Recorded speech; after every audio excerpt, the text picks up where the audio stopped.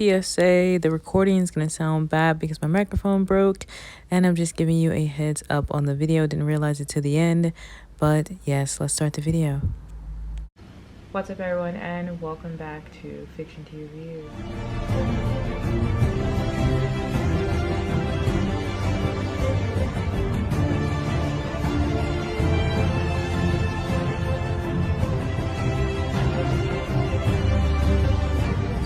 By my self-published book Rain. It is a psychological thriller about a group of young adults in a psych ward who get this new counselor that's trying to understand their mental illnesses and trying to understand them, but then the counselor shortly learns that these kids might not be crazy and that this place is actually making them crazy, all the while trying to figure out what's going on with him and his psychological demons and his problems.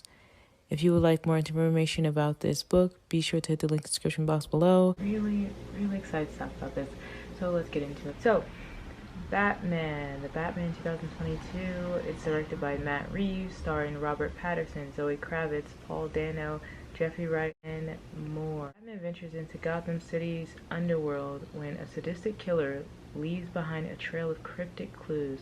As the evidence begins to lead closer to home and the scale of the perpetrator's plans become clear, he must forget new relationships, unmask the culprit, and bring justice to the abuse of power and corruption that has long plagued the metropolis. The movie is PG-13 and is action, adventure, and it's 2 hours and 56 minutes long. So in my own personal sentiments, I enjoyed this film. I think it was entertaining. I think the acting done by Robert Pattinson, and Zoe Kravitz was really good. I feel like as soon as I saw Rob with the Batman suit on, as soon as he started to speak, I was like, yeah, he is Batman. He is killing it right now. I very much love the soundtrack. I feel like it was very fitting. They had like this Kurt Cobain song that was working really well, and it just worked well with the characters and the actors and just the tone of the entire film. When you think about Rob Pattinson, he really embodied his character. I mean, there were scenes where he did not have the bat suit on and he had like these really dark eyes, just this dark heaviness, this darkness that fell upon him, but it wasn't in a depressing way. With the suit on, there was a darkness with power to it. He really embodied this Batman, no doubt about it, hands down. Which I think was a surprise for most people because everybody sees him as this Twilight star, which I don't understand because he played in Tenet and he played in that Lighthouse movie, and he did a really good job in like both of those movies. He brings this essence to the character that just brings it to life and really gives it that strong rootedness in who Batman is, what he represents. Like there was a scene where he was like leading the people, and that even, spoiler alert, if you haven't seen it, don't watch this. The end part where he talks to Selena and he's like, come with me, and we can just have fun. And he's Batman. He has to help the people. Even down to his voice, the tone of his voice, he nailed it so much.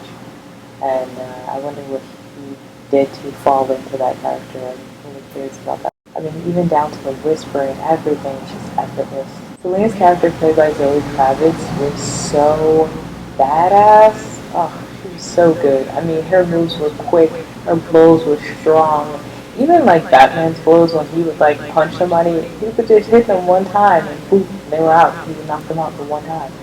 And I'm just like, nice. Quick, sharp, and to the point. I love the special effects. I feel like they were short, simplistic, and to the point. Although I do feel like I'm personally not a fan of the POV shots, but I do understand why they put them in there, and I feel like a lot of people will enjoy the POV shots, which is point of view, where they angle the camera a certain way so that it kind of relates to the audience, the person that's watching it, and they can feel connected to him in that way, or feel like they can embody his character or relate to it in certain ways. And there were examples of like when he was on the motorcycle. I do personally wish that there were like more like pullback shots of him on the motorcycle, just me personally. But I do think, like I said, that people will enjoy this regardless. That scene that I really liked was the explosive scene when Yen towards the end, the Riddler was talking to Batman and he was like, you know, everything's gonna blow up. He was kind of telling him this riddle. And I do love a good riddle. I love that there were a lot of riddles in this, that he was kind of unraveling to figure out what was going on. And the Riddler basically says, you're not gonna have time to get to this spots, and everything kind of blows up at one point. I love the Riddler. I love the villains in the end, and of course the villain laugh in the end. Haha. Very, very classic, very original. Enjoyed that part.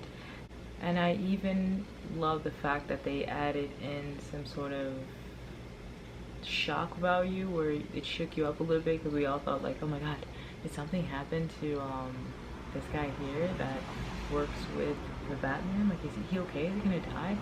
I did feel a bit shaken up about that, because I was like, no. And Selina's story about her friend was just very sad, and I love that it showed Selina's character in many different lights, as well as Batman's character in many different lights, that they had emotion and that they were people before they were these figures to other people. And I just hope that I can see more from this.